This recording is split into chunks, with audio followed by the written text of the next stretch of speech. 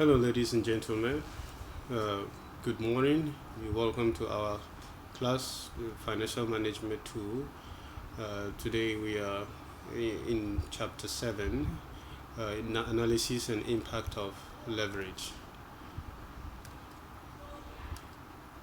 So these are our learning objectives.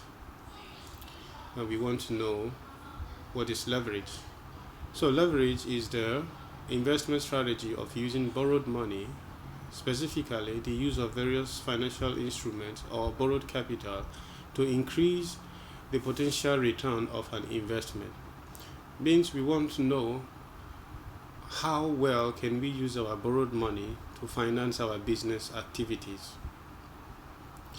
Can produce benefit result in favorable conditions? Can produce highly negative results in favorable conditions. So if these conditions are met and it produces a favorable condition, then how can we produce returns, a good returns on our to our investors? So here is leverage in business. In leverage in business, we want to determine the type of fixed operation cost. We want to know our different costs. However, in determining the cost, which is inside managerial accounting, we want to find out and determine the various cost allocations for each activity in order for us to determine our operating profit at a period of time. So also we have if not it increases to business risks. Okay, you can read all of this. We have few things to calculate, so we'll go straight to break-even point.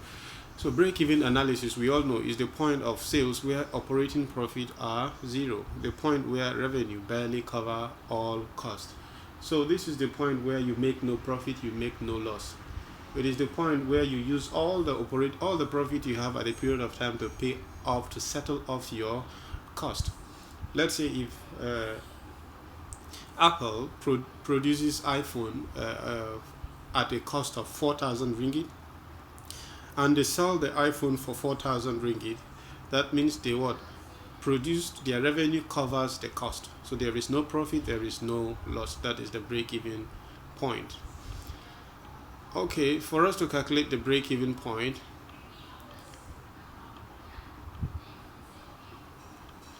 alright, here is the formula. Break-even calculation is quantity break-even point is equals to fixed cost divided by P minus V. F is of course total fixed cost. P is a price per unit. QB is quantity, break-even quantity, and V is the variable cost per unit.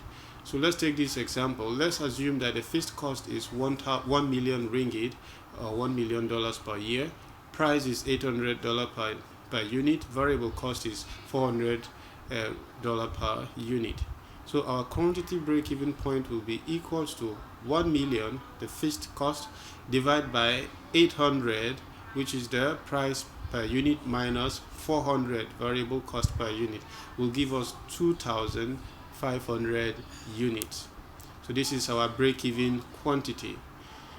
So we also have break-even in sales. Break-even in sales is equals to the break-even in quantity multiplied by the price. So break-even in sales is equals to 2,500 units times what? 800, which is the price, equals to 2 million. Okay, so we cannot plug this into a graph. We have to represent this into a graph. So there is the sales and cost, and there is the quantity of unit. So our fixed cost is 1 million, right? So fixed cost line is horizontal, 1 million, and this is our variable cost, and here is our total cost, which is a variable cost plus fixed cost. And here we have our sales. So the movement of sales, so where our sales level, sales in break-even sales and break-even quantity meets, that will be our break-even point. So what will be the break-even point? Our sales, break-even sales is 2 million, right, as we just calculated, and the quantity is 2,500. So where they meet, this point is our break-even point. Here is the limitations for break-even. You can read that. So we go straight to operating leverage. What is operating leverage? In operating leverage, we want to determine if any changes happens to sales, how will it affect our operating profit, that is earnings before interest and tax. So with fixed operating costs, there will be operating leverage, of course. So degree of operating leverage measures the sensitivity of earnings before interest and tax to changes in sales. DOL, which means degree of operating leverage of a company, is different at different levels. So when the degree of operating leverage is high, it means that a small change in sales will result in large change in the operating income. Means if there is any little change happen, very minimum changes in sales will have effect on what? Have a greater effect on earnings before interest and tax, which is our operating profit. So how to calculate degree of operating leverage? DOL is equals to percentage change in earnings before interest and tax divided by percentage change in sales. So we all know how to make the calculate percentage change, right? So let's say we have something new and new changes on the old one. So the new one minus the old one divided by the old one, then we have the percentage change in earnings before interest and tax. So let's take this example. Assuming EBIT of Obolo is 30,000 ringgit last quarter and 43,000 ringgit this quarter. Okay. Also, sales increased from 67,000 ringgit to what? 80,000. So what is the degree of operating leverage? Solution. DOL is equals to, as the formula implies, and 43,000 is what? The new EBIT, right? Minus 30,000, which is the old EBIT, divide by 30,000 again, which gives us 0.4333, all over 80,000, which is the new level of sales, minus the old level of sales, 67,000, divided by the old level of sale will give us 0.1940. So when you divide this, it will give you 2.23 times. This is not percentage here, it is what called times.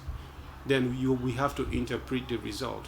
The result says 1% change in sales will cause EBIT to change in 2.23 times. Okay, it's a very interesting and easy. So we have another method for calculating the degree of operating leverage. This is degree of operating leverage in sales. For example, if the EBIT is not given to you and sales is not given to you, let's say you have only price, variable cost, and quantity. So this is the formula for it. So it will be price minus variable cost. Once you get the result, multiply by the quantity, you keep the result. You go down here, the same thing, and minus the fixed cost. Let's take this example. The quantity is 3,750 units, price is 800 per unit, variable cost is 400 per unit, and fixed cost is 1 million, as the same question implies previously. So using this example, the degree of operating leverage in sales unit is equals to 3750 into 800 minus 400 divided by the same thing here and minus what? The 1 million of fixed cost will give you equals to 3 times. So interpretation, if sales change 1%, then EBIT will change 3% in the same direction. Okay. So this is another method for finding. So before we go to, we have two types of leverage that we need to discuss. The operating leverage, which we have already done, and the financial leverage. So before we go to the financial leverage, it has to do with earnings per share. Let us know how to estimate earnings per share, because sometimes it will not be given to you. You have to identify, you have to determine from the question given to you. So this is the method. For you to get the EPS, which is the earnings per share, EBIT will be given to you. EBIT, earnings before interest and tax, right, which is operating income or operating profit. So operating profit less any annual interest.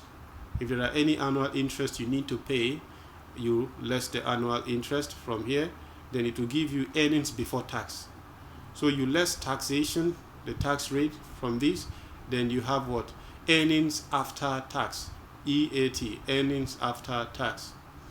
Okay, and you less what? Preference dividend. If there is any preference dividend, any preferred dividend, which means you have preference stock, you have to pay your preference stock shareholders dividend. So once you remove this, it will give you what? Earnings available for common shareholders.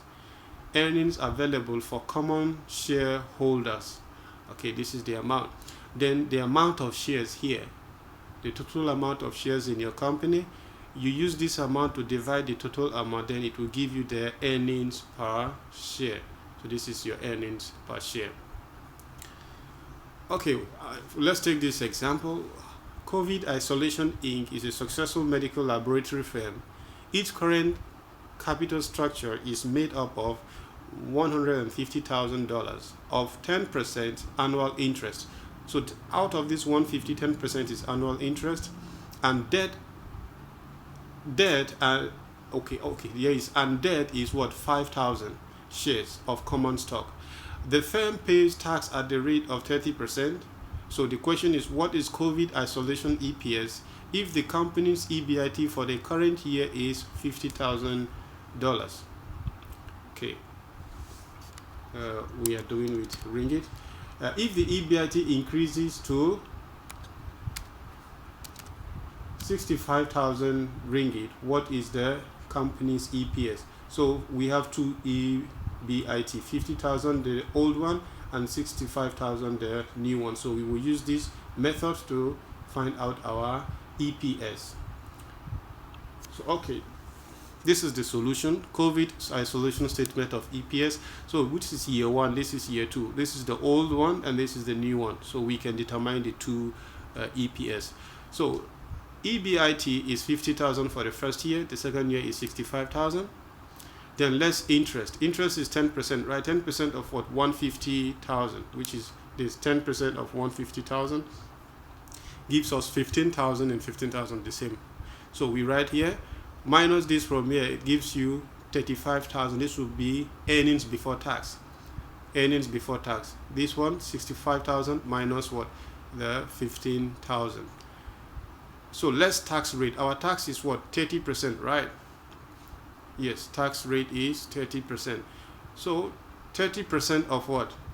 Of 35,000 will give you 10,500. 30% of 50,000 will give you 15,000.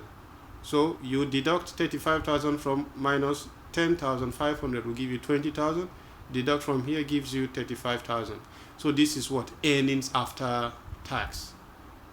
Okay, less preferred dividends. In the question, do we have any preference shares or preferred dividend? No. So we ignore. If there is any, we minus from here as well. So since there is nothing, we ignore this.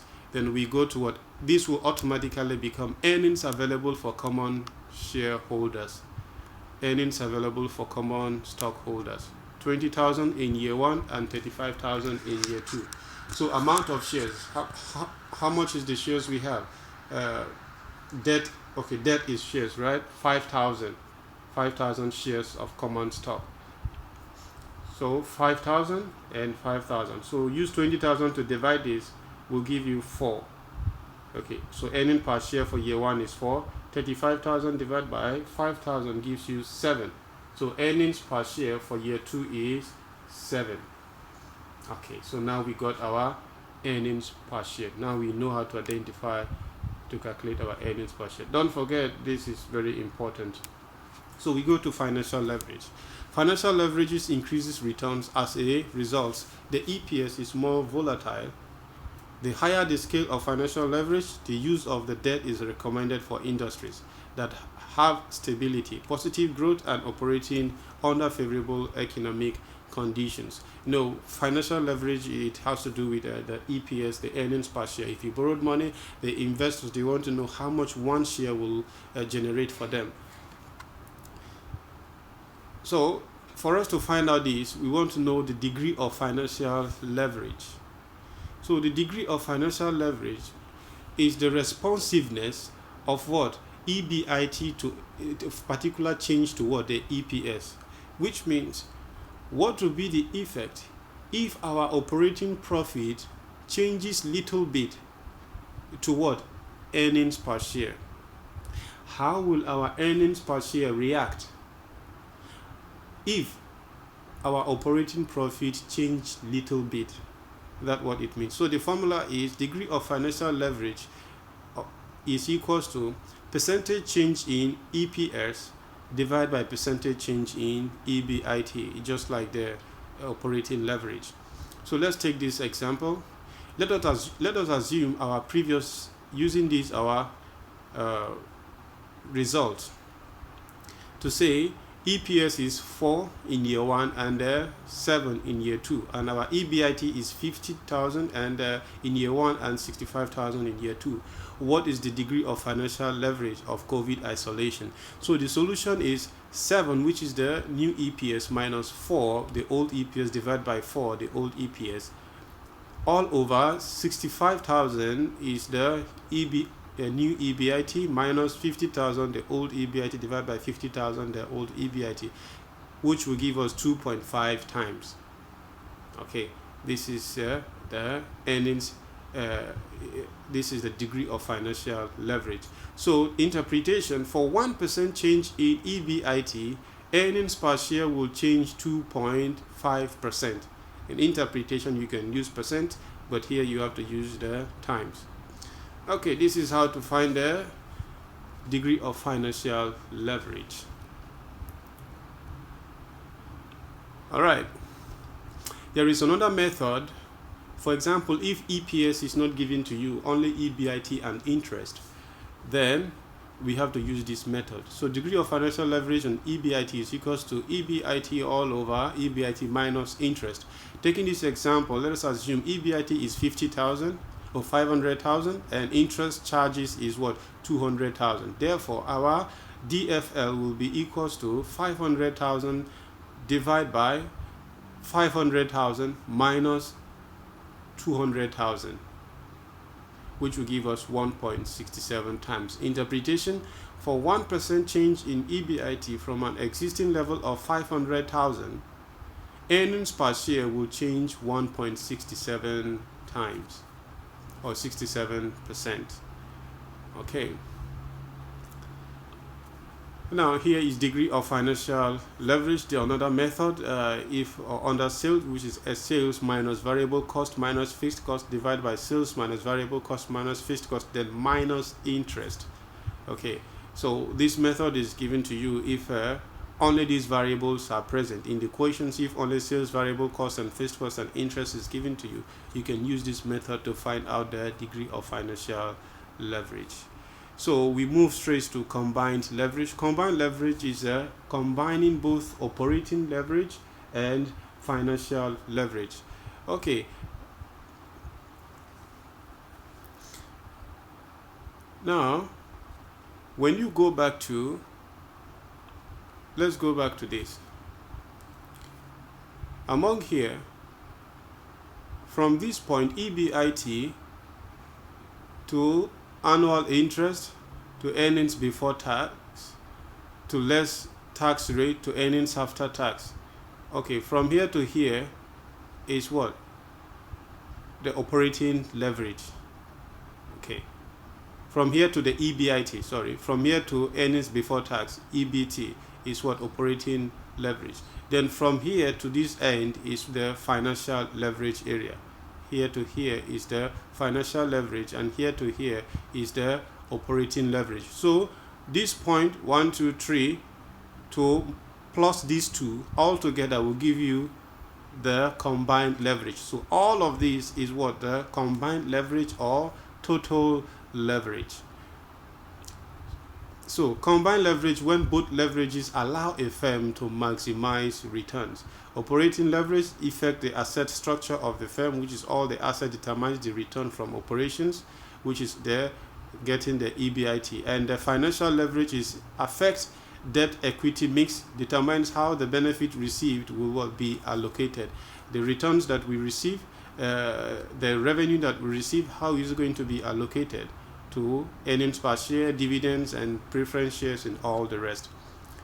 So for us to get the combined leverage, degree of combined leverage or degree of total leverage, this can be DTL or DCL is equals to changes in EPS divided by percentage change in sales. So another method is degree of combined leverage is equals to DOLS, which is degree of operating leverage, multiplied by DFL. So assuming, for example, the previous examples we did, we have the degree of operating leverage, right? We have the degree of financial leverage. Just multiply these two, we have our combined leverage. So example, if the degree of financial leverage is equals to 1.67 and degree of operating leverage is equals to 3, then our degree of combined leverage will be 3.0 multiplied by 1.67 equals to 5.0 times.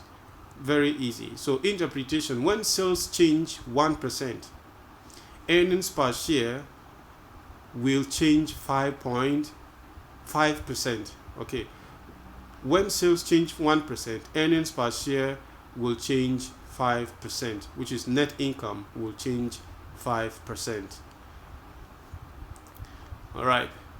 That is everything I have summarized in chapter 7. If you have any question, please, if you have any doubt, anything you want me to repeat, we can discuss either message or calls. So here is an exercise for you.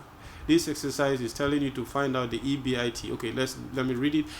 Salmon Fresh Corporation is a successful medium-sized seafood restaurant. Its current capital structure is made up of $250,000 of 10% annual interest debt and 10,000 shares of common stock.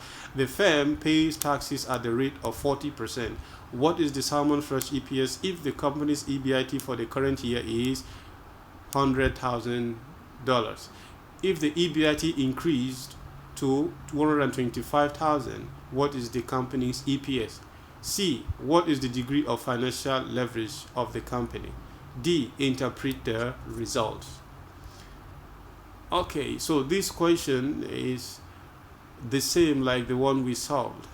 So you have to follow this format, like the way we did here. Year 1, year 2, almost everything, only the figures are different. So practice this, interpret the results, and please write in the group so I know that you are working. Thank you very much for watching.